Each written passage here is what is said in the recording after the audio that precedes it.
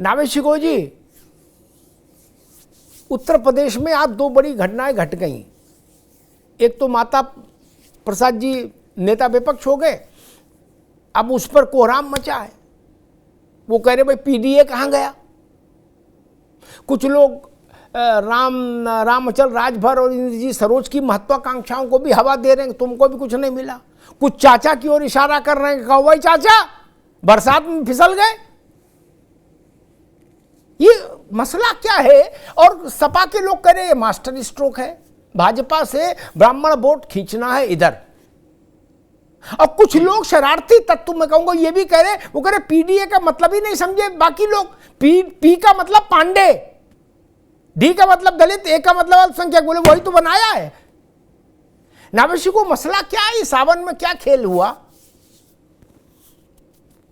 जी, ये बात बिल्कुल सही है कि सवाल उठ रहे हैं और किसी हद तक सवाल उठना भी चाहिए।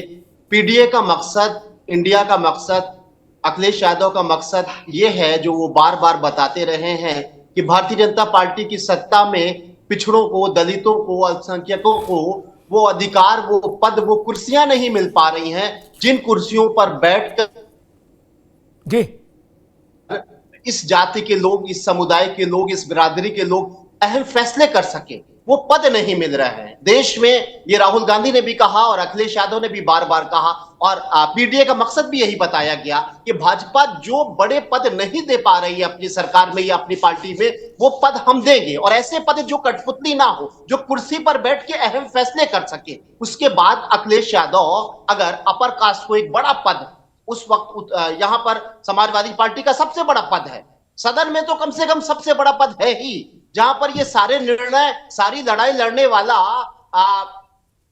नेता प्रतिपक्ष ही होता है। अगर एक ब्राह्मण को बैठा दिया, अपर कास्ट को बैठा दिया, तो कहीं ना कहीं पिछड़े, दलित और अल्पसंख्यक इस तरह के सवाल उठाएंगे।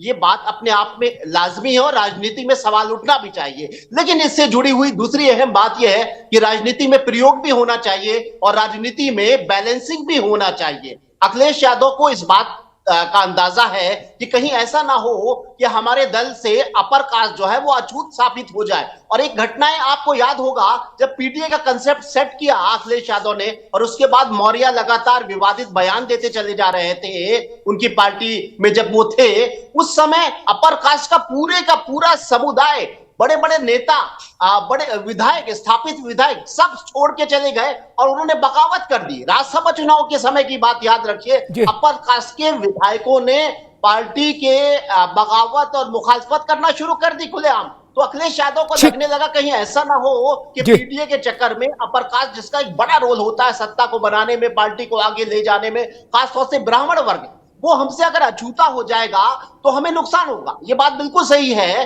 कि ब्राह्मण समाजवादी पार्टी में बहुत ज्यादा तादाद में आ जाए, ऐसी संभावनाएं कम है, लेकिन ब्राह्मण का रोल बहुत बड़ा होता है। मैं एक एग्जांपल देना चाहूंगा, मैं बहुत मामूली इंसान हूं, नवेद शिको अगर ये वक्तव्य दें टेलीविजन पर या कैमरे के सामने कि तुष्टीकरण की जो सरकारें थी उन्होंने हिंदुओं के धार्मिक अधिकारों को छीन लिया था, उन्होंने मंदिर बनाने में रुकावट डाली थी, तो नवेद जैसा मामूली इंसान ऐसा बयान देगा तो उसका असर होगा। अमिताभ जी यही बयान दे तो उसका असर नहीं होगा, क्योंकि अमिताभ अग्निहोत्री हैं। इसलिए पिछड़ों की, दलितों की बात अगर अपर कास्ट का कोई व्यक्ति, कोई नेता उठाता है तो वो ज्यादा असरदार होगा। अखिलेश यादव की ये भी मंशा है। आपने देखा होगा डिजिटल मीडिया पर जो सरकार के सामने सवाल सबसे ज्यादा उठाने वाले यूट्यूबर हैं, वो अपर कास्ट के हैं। जी ठीक है नवेद भाई, अभी रुकना होगा। अपर कास्ट भी भाजपा की नीतियों के खिलाफ है। तो जैसे वीपी सिंह ने जो पिछड़ों की राजनीति का सिलसिला शुरू किया जो आज तक जारी है, तो वो असर किया, क्योंकि ठीक है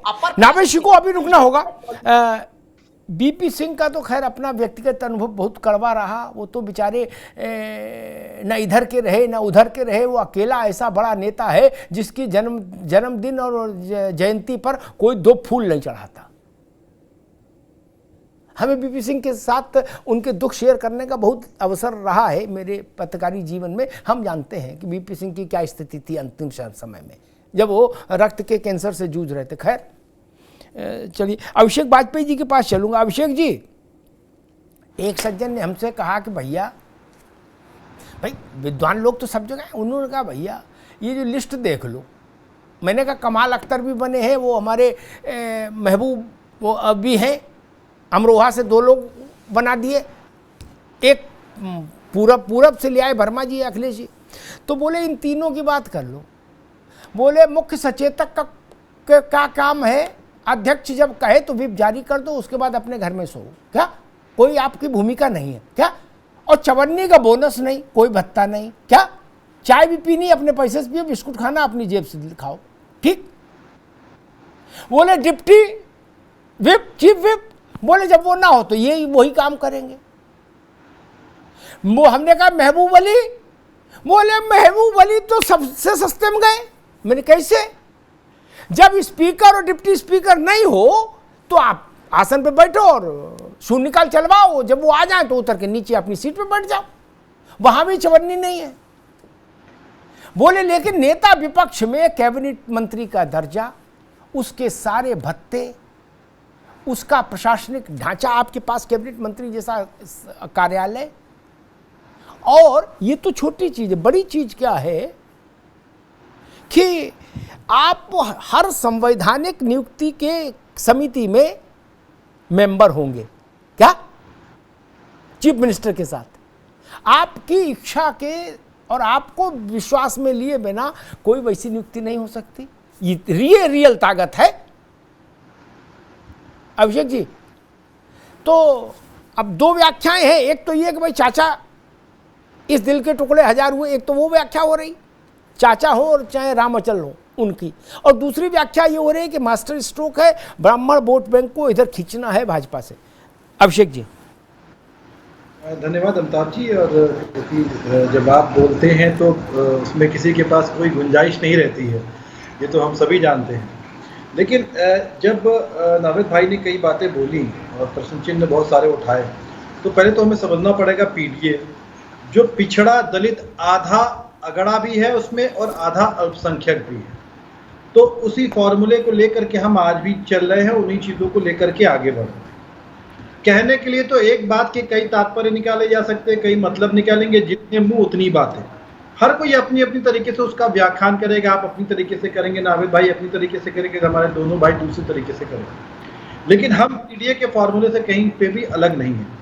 और आप तो बहुत अच्छी तरीके से जानते हैं कि माता प्रसाद जी को बहुत ज़्यादा एक्सपीरियंस है, क्योंकि 6-7 बार के चुने हुए विधायक हैं और 2-2 बार सदन संभाला है, तो उन्होंने हर एक चीज़ के बारे में बारीकी से जानकारी है, उनको हर एक चीज़ के बारे में जानकारी है। तो ऐसे व्यक्ति को क्यों ना बनाया जाए जो हर एक व्यक्ति को साथ में लेकर के चलता हो, हर एक व्यक्ति को आगे बढ़ाने के बारे में सोचता हो, जनता जनार्दन की समस्याओं पे बात करने के बारे में सोचता हो, तो आखिर क्यों ना बनाए।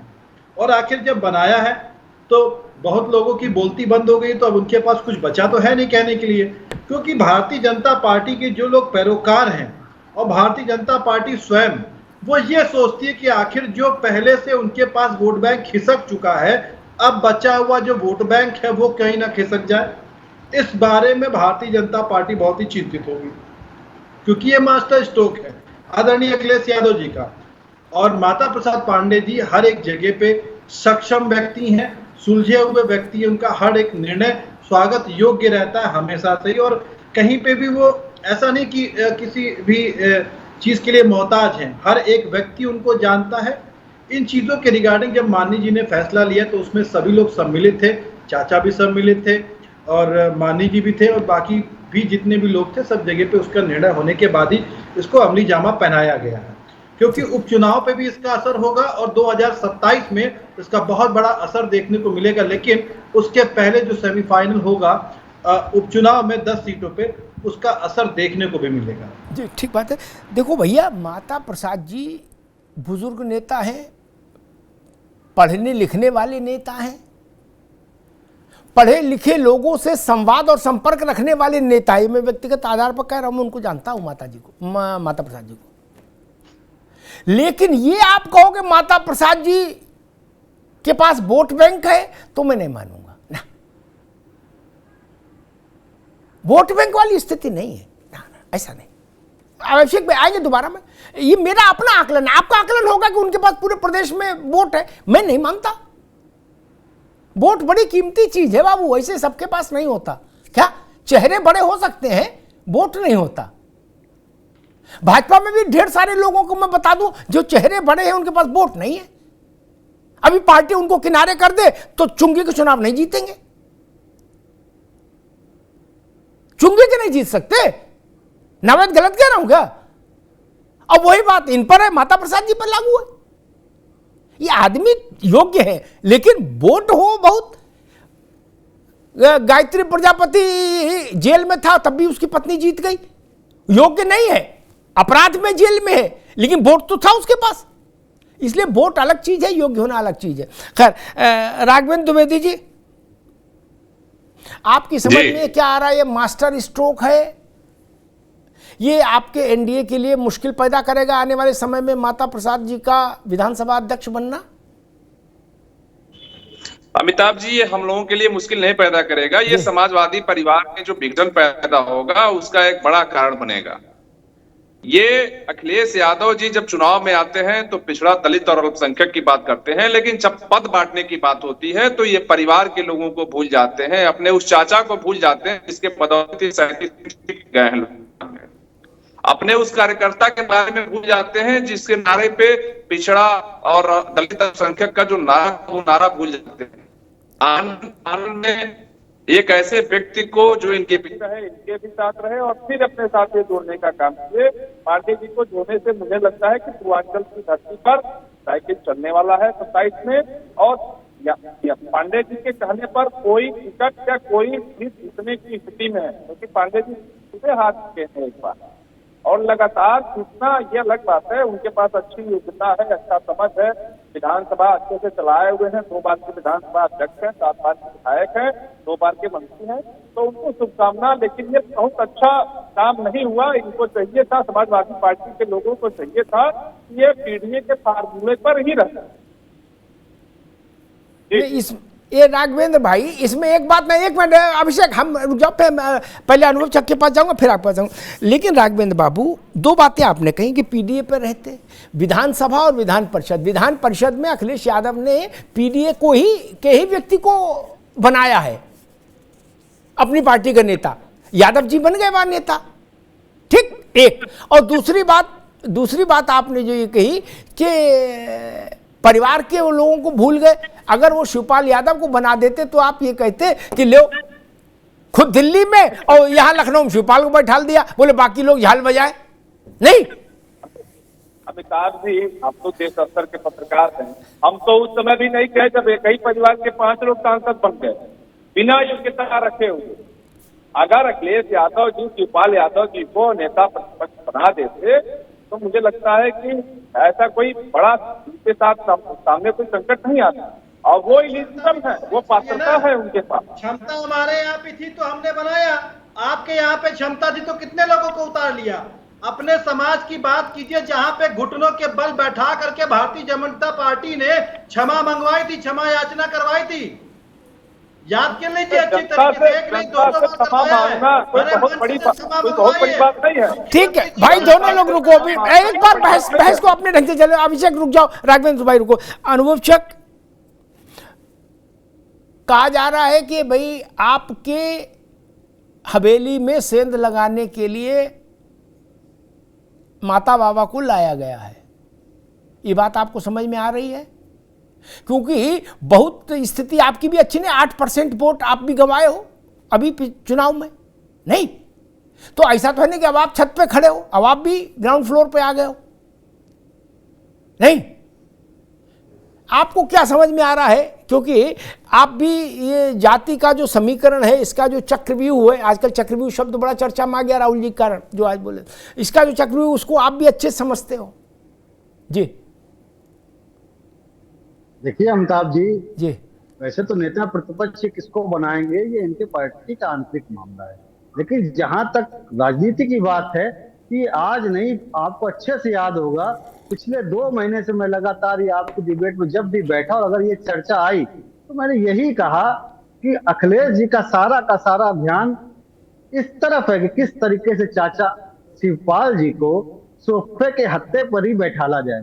किस तरीके से उनको सम्मान ना देकर लगातार अपमानित किया जाए, जिस योग्य हैं उनकी योग्यता के आधार पर उनको दायित्व ना देकर उनको निपटाने का काम करा जाए। भविष्य में कहीं शिवपाल फिर से सड़क पर उतर कर अखिलेश यादव को आपस में चैलेंज करने की स्थिति में ना हो जाए, और उस चैलेंज करने की स्थिति से पार करने के लिए अखिलेश यादव शिवपाल को प्लेटफॉर्म देने को कतई तैयार नहीं है। लोकसभा सीटों के आधार पर भी आप देखें, जिस समय अपने परिवार में ये सीटें देने का काम कर रहे थे, टिकट देने का काम कर रहे थे, जो सबसे टफ मानी जा रही थी बदायूं सीट, उस पर शिवपाल को भेजा गया था। आजमगढ़ या कन्नौज या मैनपुरी में देने का काम नहीं करा था। उनका प्रयास निरंतर यही है कि शिवपाल का कद किसी तरीके से कम करा जाए, इस लिमिट में रखा जाए कि शिवपाल भविष्य में उनको चैलेंज ना कर सके, और उसी तरह वो प्रयास करते दिखाई दे रहे हैं।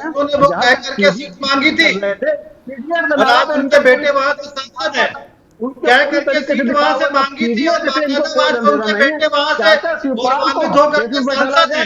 चाचा शिवपाल को सोफे पे ना बैठकर आपकी बाहुबली हत्ते बैठा प्रत्याशी को बताना चाहिए था। आप ढाक के पास होकर के रह गए हैं। हमने तो आपकी बात ध्यान से सुना, हमारे प्रत्याशी के अंदर जज्बा था, निकला था और जीतते लगे हैं। अभी आपका बोलने का दिखाना चाचा शिवपाल को डाल दोगे सोफे में, ये तो बता दो। और पीडीए की बात करके आए थे, कितने दलित समाज के लोगों को आपने प्लेटफॉर्म देने की बात करा, वो बता दो। आपकी पार्टी में पीडीए के फॉर्मूले में ये जीते हैं, और आपकी होने की बात करते हैं। आपके यहाँ के स्कूल मंत्री आसिफ भी, स्कूल मंत्री जो जिनको आपने बना दिया था, वो बताना चाहिए था। बताइए संगठन बनाने की सरकार बनी है, लेकिन समाज को सम्मान देने का काम नहीं करोगे। अरे दूसरे समाज को छोड़िए, आपकी पार्टी में परंपरा है, आपकी पार्टी का जो सीनियर जिन्होंने मुलायम सिंह के साथ पार्टी खड़ा करने का काम करा था, आप लोग तो उनको भी सोफे के हत्थे में बैठा। पार्टी खड़ी है और आगे बढ़ रही है, मजबूती से लोकसभा में पहुंच गए, ट्यूबलेस टायर डलवा करके हम आगे बढ़ चुके हैं। अभी आप वही ढाक के पास बनाने का भी उसी तरीके से चल रहे हैं। पांडे 6-7 बार के समाजवादी पार्टी समाज को और देश को गौरवान्वित करने का काम करती है और आगे बढ़ रही उसी पर। तो आप उंगली पकड़ के अखिलेश यादव तक में अपना रोल प्ले करा था, योगदान दिया था, उन्हीं चाचा शिवपाल को निपटाने में आपके लोग लगे हुए। शर्म नहीं आती है अखिलेश यादव को, इतनी निर्लज्जता। अरे जब तक अपमानित करोगे आपके। अरे एक मिनट रुको, एक मिनट दोनों लोग रुको, अभिषेक जी रुकिए, अनुभव चक एक मिनट रुकिए, एक मिनट दोनों लोग रुकिए, दोनों रुकिए।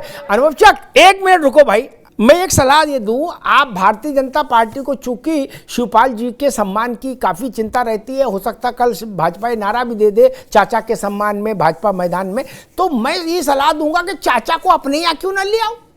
नहीं, संकट कटे मिटे सब पीरा, वो भी गंगा नहाए, आप भी गंगा नहाओ। नहीं, अगर इतने है दिल मिले हैं अनुभव चक कि हम देखते हैं मुख्यमंत्री जी भी विधानसभा में कई बार इस बात को उठा चुके हैं कि चाचा कुछ नहीं मिलेगा चच्चू, वक्त पर रहते चेत जाओ, और अब आप भी कह रहे हो, तो एक बार बैठ के बात ही कर लो, फरियाद लो।